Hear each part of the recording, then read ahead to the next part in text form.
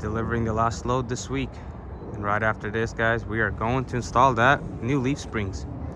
Those are the AG130 leaf springs, anybody wondering, and they are longer, so we're gonna have to remount my brackets in the back of the leaves a little bit further.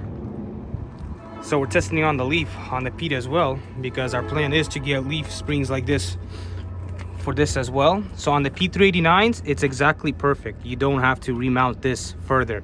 They're the same length as your original 389, but you could tell how much thinner it is itself. The back end right here is a lot thinner, and what's nice is this top leaf, it's completely flat where you can mount your airbag bracket, where this one, it starts to curve and sometimes it hits right here. So this one is why it's perfect for air rides, because you have that nice flat mounting for any airbag.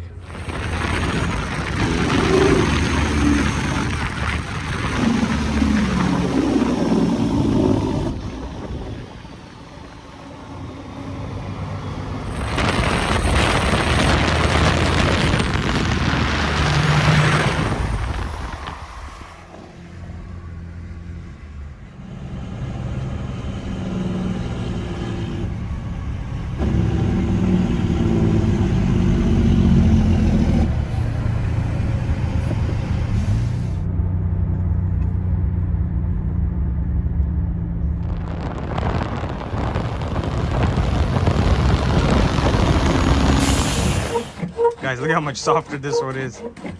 Just by him jumping on it, it's flexing. That one, so stiff, it's like you get maybe what? I think that's like not even an inch flex. This one's just flexing a lot.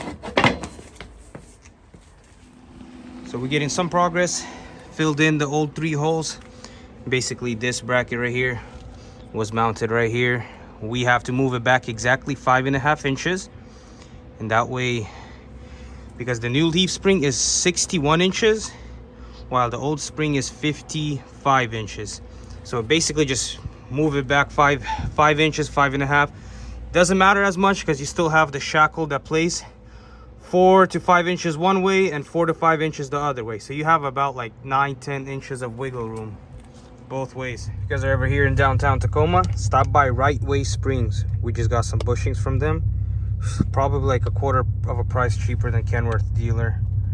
So yeah, right down Tacoma, go all the way down 509 and take a left, and it's gonna be right here, Right Way Spring. Since I got these for a good deal, pretty much half off, because they're $1,000 OEM price, and these were $456, $457 a leaf.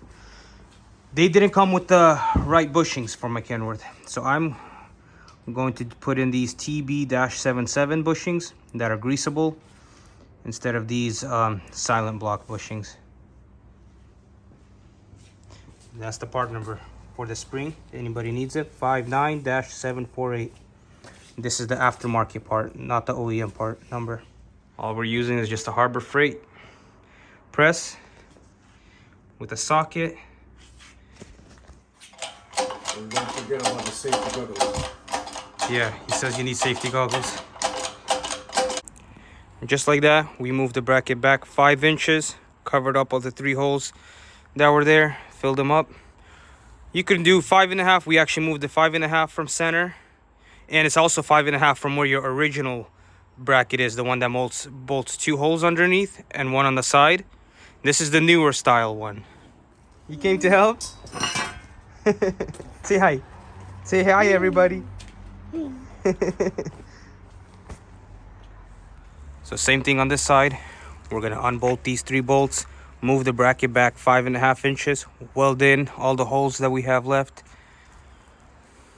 Front pins are super easy. Once you remove the 2 long bolts right here, you could just spin this out, put a wrench on here, or it should be able to come out right by hand if you loosen up the whole leaf, lift it up from the axle.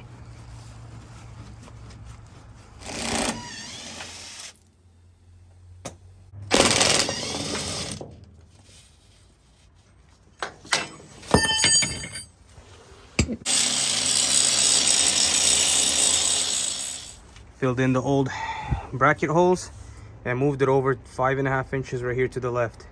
Just enough clearance by the air dryer. Just touch it up with some paint. Just a little warning, guys, whoever buys these leaf springs, since these are aftermarket, this bend around here for this bottom leaf is a little bit too big. The hardest part was putting the leaf up in there. There's a bolt in there, so just a little heads up. Hardest part was putting this one in. This pin did not want to slide in to the side. All right, new bracket relocated, bolted back in. Just got left to do the shackles and that's it. And of course, there's always a problem. Air dryer's in the way, so if you always make sure you have enough room. All we got to do is just re-drill the 3 holes higher and cut the bottom off to mount the air dryer just a little bit higher. That way the shackle has enough room to bend side to side. And there you go, guys. We're trying to remove the bottom shock bolts and it's stripping out. I already had so many guys, you know, contact me about this problem on their 12 gauge kits, and metal fabricator said that this is very soft metal. This is not a bolt thread. Basically what they do is they weld in a rod and they cut their own thread, and these nylon locking nuts, they strip this thread because it's very, very soft metal. So that's the problem with these 12 gauge kits. If you try to remove these shock nuts, half the time they don't want to come off. Ready to test it out.